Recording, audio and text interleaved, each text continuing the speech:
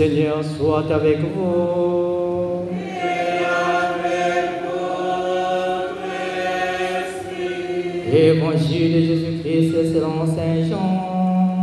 Gloire à toi, Seigneur. Il y avait un mariage à Cana en Galilée. La mère de Jésus était là. Jésus aussi avait été invité au repas de noces avec ses disciples. Or, on manqua de vin. La mère de Jésus lui dit: ils n'ont pas de vin. Jésus lui répond: femme, que me veux-tu? Mon heure n'est pas encore venue. Sa mère dit au serviteur: faites tout ce qu'il vous dira. Or, il y avait là 6 cuves de pierre pour les oblations rituelles des Juifs.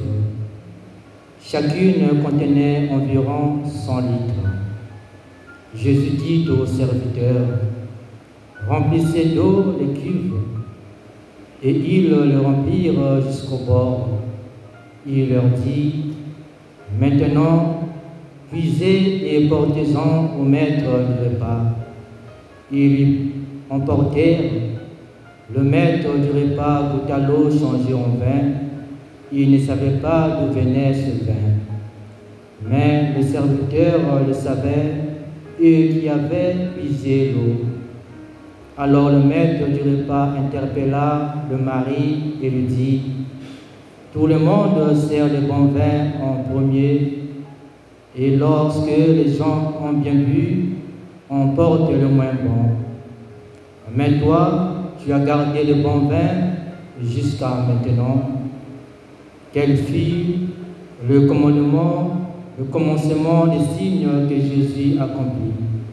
C'était à Cana en Galilée. Il manifesta sa gloire et ses disciples crurent en lui. Acclamons la parole de Dieu. Louange à toi, Seigneur Jésus. Louange à toi, Seigneur Jésus. Louange à toi, Seigneur Jésus. Louange à toi, Seigneur Jésus.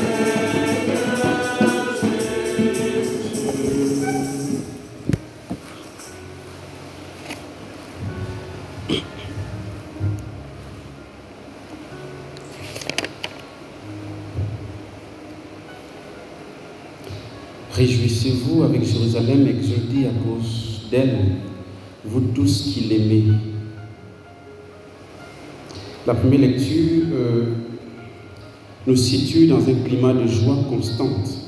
Du début à la fin, il est question de réjouissance, de réjouissez-vous, d'allégresse, de paix, d'abondance de sa gloire.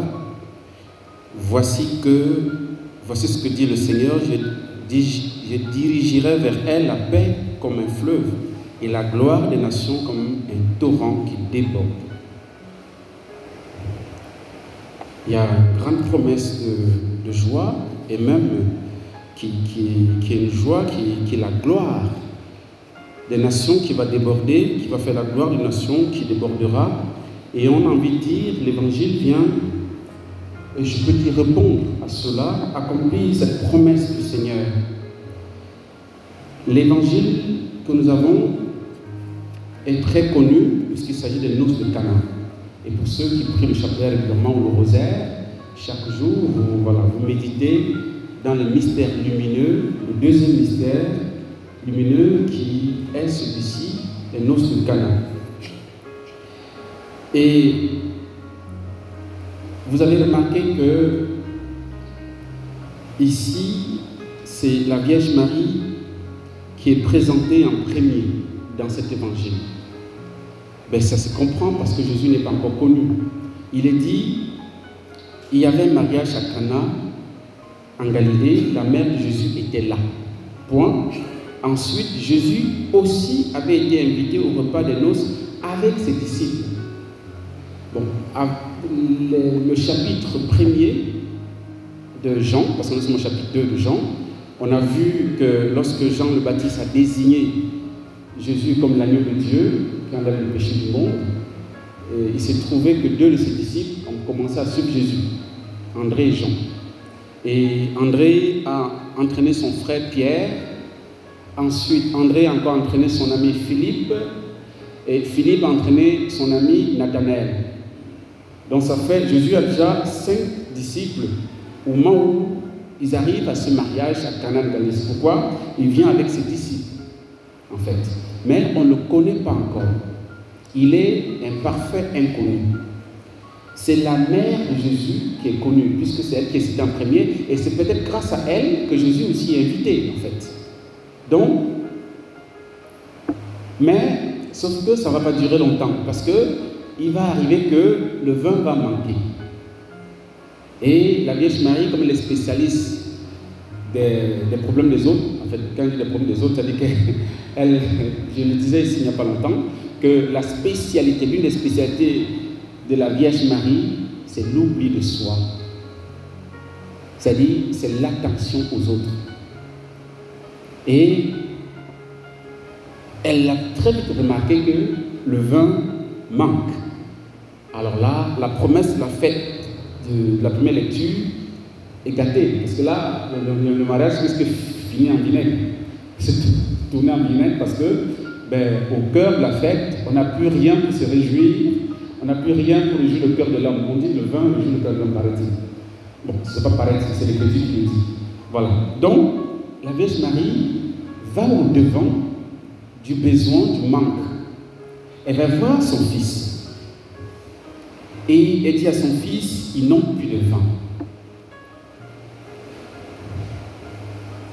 Jésus lui répond, femme, comme veux-tu, mon heure n'est pas encore venue. Bon, on a envie de se dire, mais bon, c'est vrai que c'est un passage aussi parfois que nos frères protestants, surtout par rapport à la réponse de l'espoir de Jésus, que nos frères protestants s'appuient dessus pour dire, si Marie était si importante que ça, comment son propre fils l'appelle femme, femme, comme veux-tu, se manquer de respect à sa mère. Mais sauf que lorsqu'on lit comme ça, lorsqu'on comprend les choses comme ça, on reste en surface. On lit de manière littérale et on le comprend de manière littérale et on le comprend avec la psychologie que nous avons, notre petite psychologie blessée et blessante qui diminue la portée évangélique qui se cache derrière cette expression de Jésus, femme. Mon heure, femme, comme veux-tu, mon heure n'est pas encore venue. Souvenez-vous que lorsque, souvenez-vous, rassurez-vous, lorsque Marie dit à son fils qu'ils n'ont plus de vin, pose le problème du manque, ils n'ont plus de vin, Marie ne s'attend pas à ce que Jésus achète du vin, que Jésus mette la main dans la poche pour acheter du vin. Non. C'est un charpentier, il n'a rien. Parce que là, il était formé à l'école de son père, Joseph, et à cette heure-ci, apparemment, Joseph, il n'est pas de ce monde. Et donc, Jésus continue le métier de son père, Joseph, pour subvenir aux besoins de la famille à Nazareth. Et donc, c'est évident que Jésus n'a pas de grand-chose en termes d'argent. Parce que surtout, n'est-ce pas, un mariage où, vous savez que chez les Juifs, je ne sais pas si ça continue, les mariages se célèbrent pendant 7 jours au moins.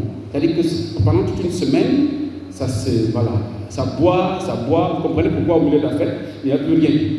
Donc s'il fallait que Jésus achète du vin, il fallait avoir énormément d'argent. Donc, lorsque la Vierge Marie va voir son fils et lui dit, ils n'ont pas de vin, Marie se situe à notre niveau. Ce n'est pas au niveau humain. Sa demande se situe au niveau divin. Elle s'adresse non pas à l'humanité du Christ, mais elle s'adresse à la divinité du Christ. Elle s'adresse à son fils qui est fils de Dieu, qui est Dieu. Tu es capable de faire quelque chose pour que le mariage ne se gâte pas. Et ce point, la réponse de Jésus se situe au même niveau. Lorsque Jésus dit femme, comme veux-tu, Jésus se situe pas au niveau du fils de Marie, se situe au niveau de son Dieu, de son créateur. Femme, comme veux-tu. Et ça change tout. La compréhension du texte change tout, frères et sœurs. Lorsque on essaie de comprendre le texte en profondeur, avec la grâce du Saint-Esprit. Et donc, Jésus, parce que, comment expliquer que lorsque Jésus a dit ça, et il dit, mon heure n'est pas encore venue, Sa main se tourne, elle ne gère même pas sa réponse. Elle se tourne, elle dit au serviteur, faites tout ce qu'il vous dira. Frères et sœurs, la parole de Dieu est vérité. Et tout ce que Dieu dit est vrai. Tout ce qu'il dit, il accomplit. Tout ce qu'il promet, il réalise. Lorsque Marie dit au serviteur, faites tout ce qu'il vous dira, ben, elle dit au serviteur, mon fils n'est pas un être humain simple. C'est à Dieu que j'ai parlé. Donc tout ce qu'il va vous dire, faites-le. Parce que Dieu ne sait pas mentir. Dieu est capable de tout. Et les serviteurs vont obéir à la Vierge Marie jusqu'au bout. Puisque les serviteurs, à la demande de Jésus, vont remplir les jarres de l'eau. On a demandé du vin. Jésus dit apportez de l'eau. Bon, les gars, j'ai déjà dit bêtement, ils obéissent. Aveuglement, ils obéissent. Parce qu'ils obéissent doublement à la Vierge Marie, mais ultimement à la parole de Dieu, la parole de Jésus. Et c'est ainsi que le miracle a lieu, frères et sœurs. L'obéissance à la parole de Dieu attire forcément des miracles. Parce que chaque fois que nous trouvons des excuses, des bémols, nous essayons de justifier que ceci et cela a fait ci, a fait que, nous nous éloignons de la grâce miraculeuse que le Seigneur veut accomplir dans notre vie. Et donc, il y a autre chose qu'on peut retenir de cet évangile, frères et sœurs, c'est que Marie n'a pas accouché Jésus seulement de manière physique. Et il y a eu 3 nativités de Jésus. Marie a donné au monde de Jésus 3 fois.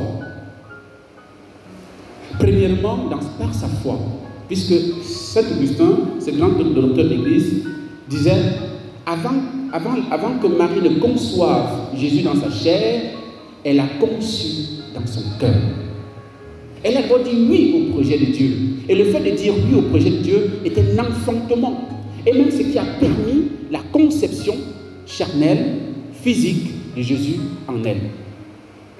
Première conception, la conception de foi ou de cœur, ou du cœur, si vous voulez. Et deuxième conception, la conception physique qu'on a célébrée le 25 décembre dernier. Troisième conception, c'est ici. Jésus est venu accomplir l'œuvre de Dieu, sauf que ça fait 30 ans qu'il est là. Il n'a pas commencé son ministère. On dirait qu'il attendait un clin d'œil du Père, il attend que le Père lui dise, mais c'est le moment, vas-y. Il attend, ça ne vient pas. Et aux noces de Cana, il a fallu que la Vierge Marie pousse son fils à sortir de l'anonymat.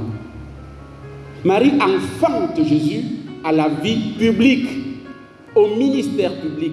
Ce mari qui pousse Jésus au ministère, qui l'introduit dans son ministère public et l'enfante pour la 3e fois. Qu'est-ce qu'il est grand le mystère de la Vierge Marie? C'est inépuisable, frères et sœurs. S'il faut vraiment s'attarder, il y aurait trop de choses à dire, même seulement par rapport à cet évangile. Parce que le Seigneur, le Saint-Esprit, en connivence avec la Vierge Marie, a ouvert le chemin, a montré à Jésus que ton heure a commencé. Tu dois commencer ton ministère maintenant. Autant le Saint-Esprit a commencé à préparer Marie dès le sein de sa mère à travers l'Immaculée Conception. C'est pourquoi on l'appelle Immaculée Conception, évidemment, parce qu'elle a été immaculisée, n'est-ce pas, dans le sein de sa mère, ce qu'on célèbre le 8 décembre. Mais à l'Annonciation, encore le Saint-Esprit vient la couvrir de son nom pour permettre l'enfantement de Jésus en elle. Encore le Saint-Esprit, aujourd'hui, inspire à la Vierge Marie de pousser son fils à commencer son ministère public. Parce que d'où vient cette inspiration de la Vierge Marie d'aller voir son fils et leur dire ils n'ont pas de vin? Elle a inspiré du Saint-Esprit. Elle a habité du Saint-Esprit. Elle est sous l'ombre du Saint-Esprit. Et donc elle peut saisir de l'intérieur, discerner de l'intérieur qui est véritablement son fils. Il est Dieu.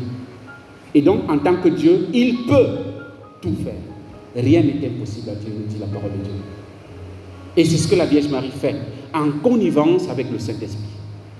Et Jésus discerne que c'est l'heure et il commence son ministère. Il accomplit le premier miracle. Le miracle qui va être de donner le vin, qui est le symbolisme aussi du Saint-Esprit, la plénitude, qui procure la joie. Et la fête peut continuer, le mariage peut continuer parce que le vin est de nouveau là. Frères et sœurs, c'est l'occasion de reconsidérer la place de la Vierge Marie dans notre vie.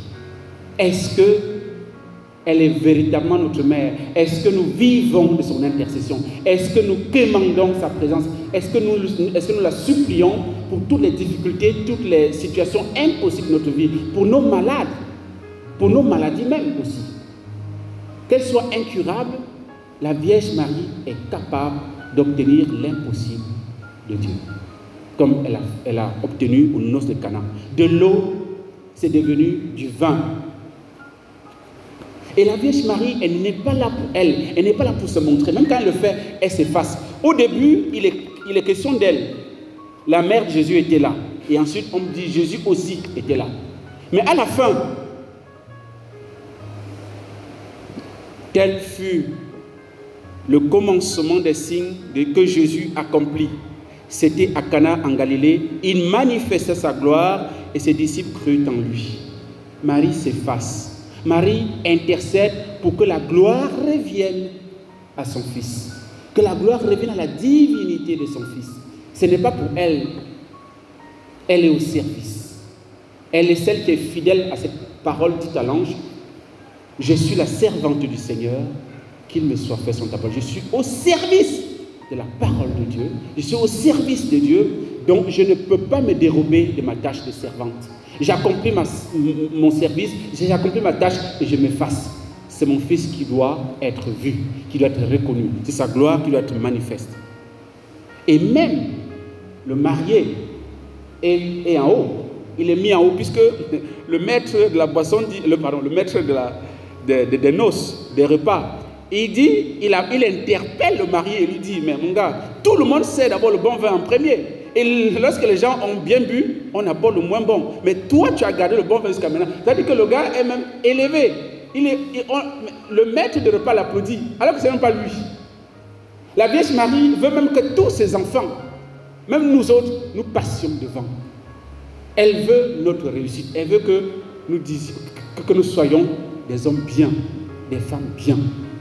Donc, demandons à la Vierge Marie, pour nous-mêmes, mais aussi pour nos malades et nos maladies aussi personnelles, qu'aujourd'hui, elle puisse nous obtenir la guérison, pour que nous soyons aussi en haut, que nous soyons aussi bien, et que la gloire du Christ soit manifeste aussi dans nos vies et autour de nous. Amen.